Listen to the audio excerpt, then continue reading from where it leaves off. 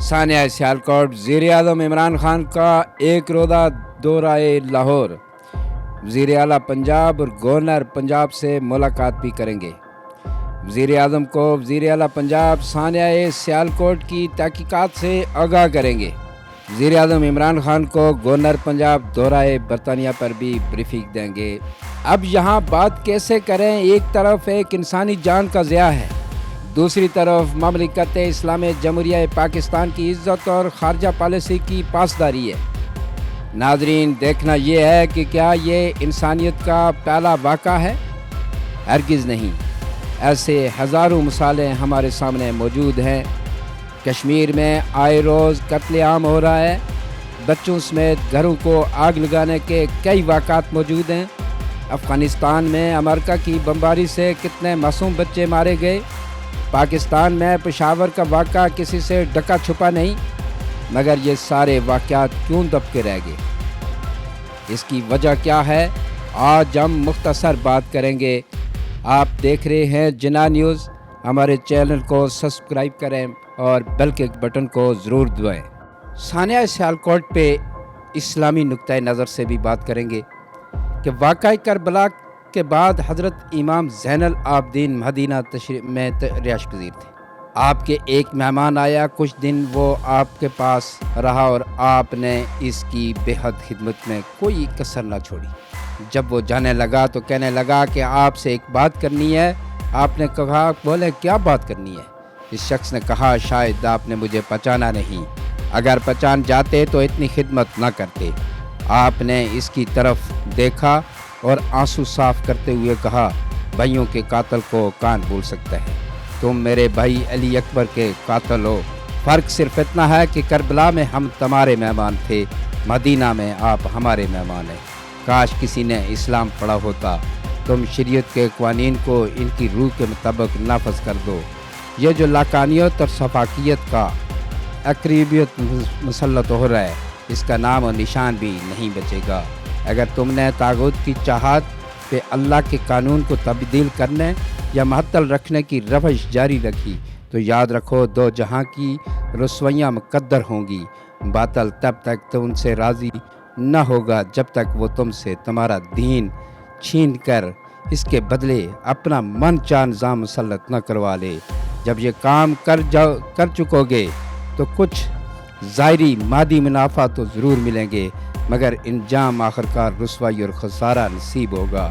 ہمارے رب نے جو قانون ہمیں عطا کیا، بخدا وہ موجودہ دور کے نظاموں سے بہتر ہے۔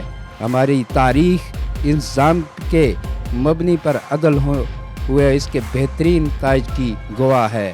اللہ کی زمین پہ اللہ کا قانون نافذ کرو کی توفیق سے نوازا ہے۔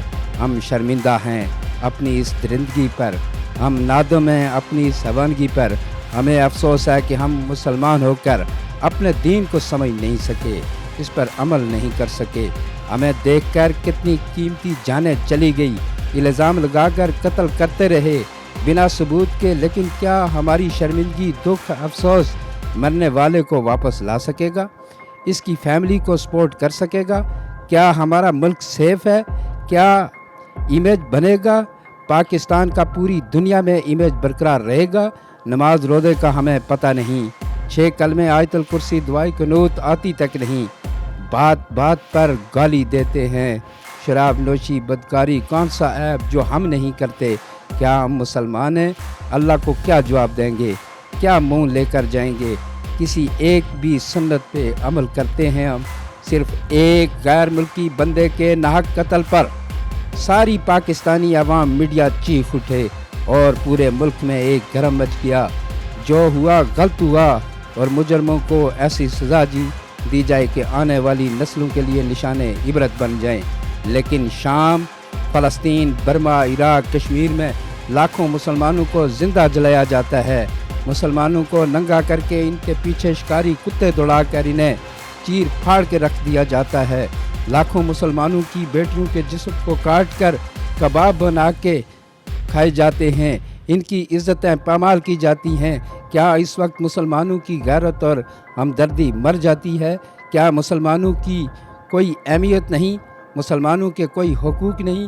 क्या दुनिया में हुकूक सिर्फ गैर मुस्लिमों को ही मिले हैं? कभी सोचा है? गुस्ताख और हज़रत अली रज़ी अल्लाह ताला अन्हु का वाक़या।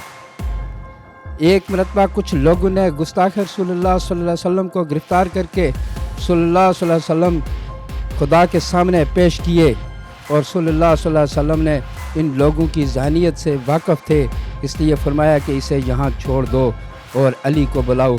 इसको अली के हवाले करके फरमाया, या अली अब इसकी ज़बान काट दीजिए।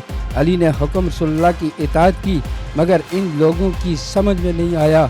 वो अकबर शिकायत करने लगे कि अली ने इसकी ज़ुबान नहीं काटी, बल्कि गुस्ताख को पैसे और सामान दिया और आज़ाद करके शहर से बाहर जाने दिया।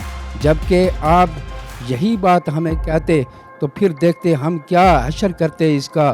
सल्लल्लाहु अलैहि वसल्लम ने मुस्कुरा कर कहा, तुम नहीं समझे, पर अली मेरी बात को समझ गए थे। इनकी समझ में तब आया जब अगले रोज़ फजर के वक्त इस शख्स को ईमान कबूल करके खुदा के सामने सजदा रेज़ पाया। अगर ये जहालत इस्लाम है तो फिर ये आप ही को मुबारक हो। है रब कायनात, हमें अपनी नबी करीम सल्लल्लाहु अलैहि वसल्लम की सदके इस्लाम के अहले इस्लाम की हिफाजत फरमा और हम पे रहम व करम वाला मामला फरमा। आमीन। पहले कश्मीर, जहाँ मकबूजा कश्मीर में 8 लाख भारतीय फ़ौज ने 70 सालों से कश्मीर में मज़ालम की इंतहा कर रखी है। माँओं बहनों बेटियों की इस्मत दरी सरेआम हो रही है। जहाँ मजहबी आज़ादी नहीं, हज़ारों मुजाहरे, सेमिनार, जलसे, जुलूस हो रहे हैं, किसी के कानों पर जू तक नहीं रेंग रही। अक़वाम मुत्तहिदा अपनी ही इदारे की करारदादों से इनखराफ कर चुका है और उन पर आज तक अमल दरामद ना कर सका। आज सारी दुनिया को एक श्रीलंका का वाक़ा इतना की क्यों याद आ रहा है? हम इस वाक़े की भी मज़म्मत करते हैं, मगर जहां कश्मीर, अफ़गानिस्तान, पाकिस्तान में होने वाले इन वाक़ात का ज़िम्मेदार कौन है, इसका जवाब किसी सियासतदान के पास नहीं मिलेगा, किसी असम्बली में नहीं मिलेगा, क्योंकि हमारे पास कश्मीर का मुकदमा सिर्फ बैरून ममालिक दौरे, इंतखाबी मंशूर का हिस्सा और यकजहती कश्मीर पर करोड़ों फंड्स का इस्तेमाल करना है। नाज़रीन, कश्मीर असम्बली जैसे आज़ाद कश्मीर कानून असाद असम्बली कहा जाता है। यह सिर्फ मुकदमा कश्मीर लड़ने, रियासती हुकूक की बात मकबूजा कश्मीर में आज़ादी के मंशूर के तहत मर्ज़ वजूद में आई थी, मगर इस वक्त पाकिस्तान की तमाम सियासी जमातों का सियासी अखाड़ा बन चुका है, जहाँ पे वो टेस्ट मैच खेलकर बरादरी की सियासत और इलाकाई इज़्म और पाकिस्तान में बरसर इक़्तिदार हुकूमत के मखसूस लोगों को हुकूमत दी जाती है। फिर क्या होता है? कश्मीर लिबरेशन सेल के नाम से एक इदारा है जो हर साल कश्मीर की आज़ादी के लिए करोड़ों के बिल बनाता है। सियासी कारकुनों की सियासी तकर्रियाँ होती हैं। इसी तरह कई साल बीत गए, हमें जवाब चाहिए, मुझे भी जवाब चाहिए। कौन देगा मेरे सवाल का जवाब? नाजरीन, मिलते हैं अगली वीडियो तक। देखते रहिए जिना न्यूज़।